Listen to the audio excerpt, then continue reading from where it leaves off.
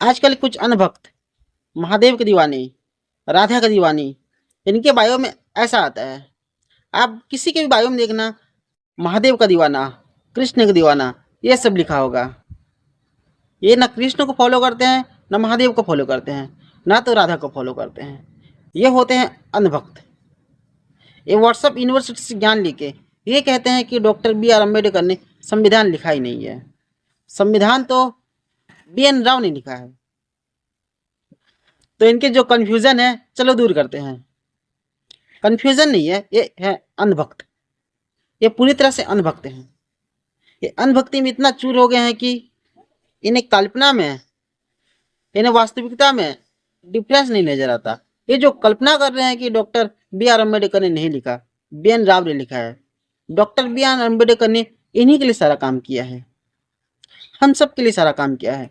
संविधान लिखा है, समानता का अधिकार दिया है, ऊंच नीच ये मिटाया है, वोट का अधिकार दिया है, बहुत सारे अधिकार दिए हैं। अगर एक्सप्लेन करने में आ जाऊं तो 1 2 3 4 पता नहीं कितने दिन लग जाएंगे, तो भी खत्म नहीं होगा। बी आर अम्बेडकर ने संविधान लिखा है और बी एन राव ने देशों में घूम घूमकर जो कच्चा माल था उसे तैयार किया है। संविधान सभा की जो कम्युनिटी था उसमें 7 लोग थे, जिसमें कृष्णा टी कृष्णा ने यह कहा था कि जो 7 सदस्यों में से एक सदस्य ने इस्तीफा दे दिया था और एक सदस्य अमेरिका चला गया था। 2 सदस्यों की मौत हो चुकी थी और 2 सदस्य दिल्ली में थे। वो कहे कि हम बिजी हैं, हम नहीं लिख पाएंगे, हम काम नहीं कर पाएंगे। तो बच्चे सिर्फ डॉक्टर बी आर अम्बेडकर। उनका स्वास्थ्य खराब था, पर उन्होंने 2 साल 11 महीने 6 दिन में संविधान लिखा। और संविधान लिखना इतना भी ईजी नहीं था।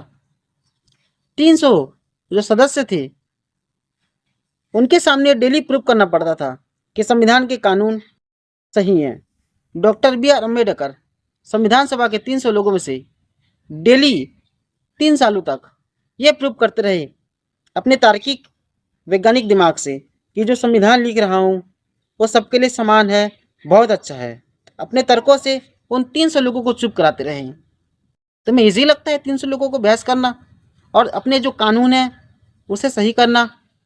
तुम आज एक सरपंच से भी अपने जो घर है उसे बनाने के लिए घूस देना पड़ेगा।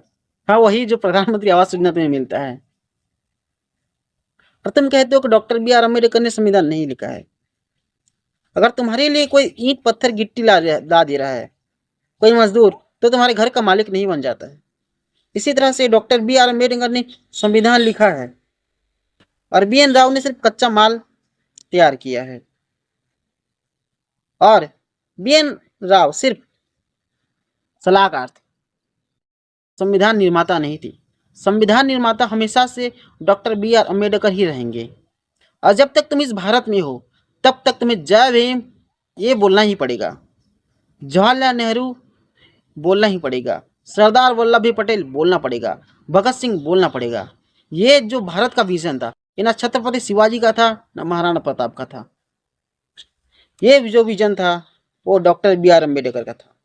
उन्होंने 1940 में ही जो गांव-गांव था बिजली बनाने का ये विजन देखा था। उन्होंने भांगड़ा नागढ़ बांध से लेकर हीराकुंड बांध का विजन देखा था। उन्हीं के विजन से ये सारे बांध हैं।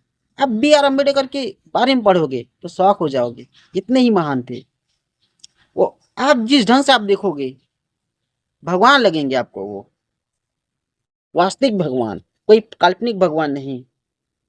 और तुम कहते हो कि उन्होंने संविधान नहीं लिखा है। जिन्होंने महिलाओं के लिए लड़ा है, उन्होंने हिंदू कोड भी लाया था जिसका विरोध सभी ने किया था और उन्होंने इस्तीफा दे दिया था अपने पद से। हिंदू कोड बिल क्या था? ये था महिलाओं के लिए। जो महिलाएं आजकल पढ़ने जाती हैं, लिखने जाती हैं, स्कूल जाती हैं, जॉब करती हैं, सारा काम कर रही हैं, पुरुषों के बराबर आ रही हैं, इसका क्रेडिट सिर्फ बी आर अम्बेडकर को ही जाता है। क्योंकि उन्होंने ही इस हिंदू कोड बिल में तलाक, जब पति से झगड़ा हो जाए तो तलाक भी लेने का उन्होंने ही लिखा है। वरना पहले तो तलाक भी नहीं होता था। तुम अगर मर जाओ तो तुम्हें जला दिया जाता था सती प्रथा के नाम पर। औरत को भगवान की तरह पूजना चाहिए बी आर अम्बेडकर को, क्योंकि बी आर अम्बेडकर तुम्हारे लिए भगवान थे, मेरे लिए भगवान थे। इंडिया में जब तक हम हैं हमारे लिए भगवान ही रहेंगे। हमें किसी काल्पनिक भगवान को ज़्यादा अहमियत नहीं देनी चाहिए।